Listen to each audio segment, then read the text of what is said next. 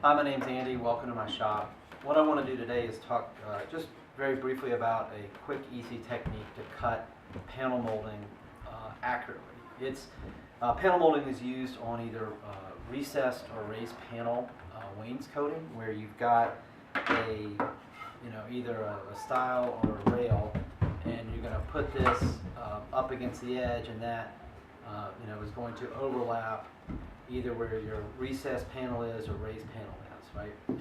And so coming up with that overall length depends on the type of panel molding that you're using, right? For this particular piece, it's the length of my opening plus 7/8 of an inch, right? And there's some videos on how to actually figure out what that additional offset is. But for this particular one, it's 7/8 of an inch. And so I need to be able to measure that. So when I put it on my table saw, my miter saw, to cut it, and you have to use a bit of a jig to set it up. And this piece of wood is the thickness, and I'll show you on the miter saw what it looks like, but this particular piece of wood is the thickness of the difference between your rail and stile thickness and the panel, whether recessed or raised panel. So you need to figure out what that difference is. Mine is 9/16, but yours will be totally different. But so you're going to put this on the jig, and you need to be able to, accurately figure out what that length is, right?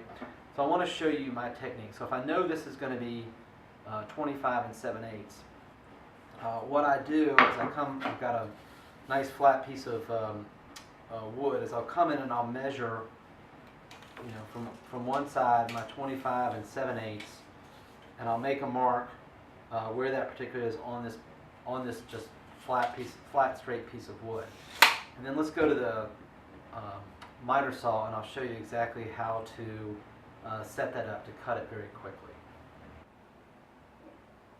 Okay, so here's the setup that I've got for the miter saw stand, right? I've got the piece of offset block here that's super glued down, little CA glue to this aluminum. It pops right off. It's only on this fixed part. It's not glued at all to this rotating part.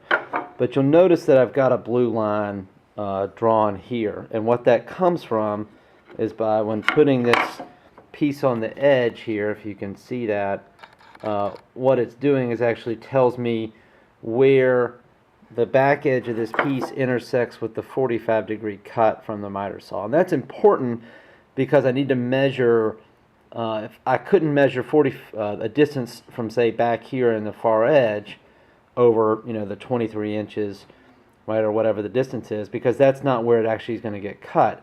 It's at that blue line, right? So the way that I actually figure out how far I need to do it, as I've talked about before, and I'll try to do this with one hand here, is I've got my piece set up here with, let me turn it around,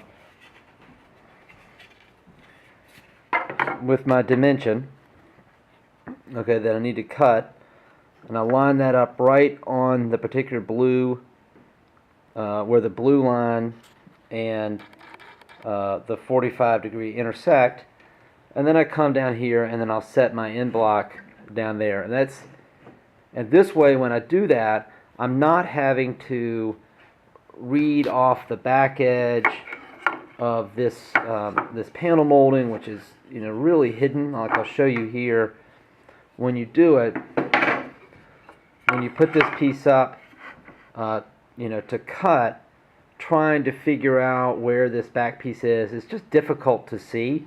But by using a story stick to actually do that, and having this particular mark here, makes that actually a fairly easy and repeatable process, right? So my technique, of course, to do this is I'll cut on the left side. I'll cut that off at the 45 degrees, and then come over, slide it over up against my stop block, and then cut it, cut the right end. And if I have to do any trimming, like if it's a little long, I'll always bring it back to the left side, because I feel a little bit safer being right-handed on cutting it off of this side. I can just slide it over a little bit and then make that trim cut, right? Very easy. So easy way to do it. Advantages are you're not having to measure, off of the corners here. You're not having to look over the back edge and try to see where those intersect. It's very quick, it's very easy, very repeatable.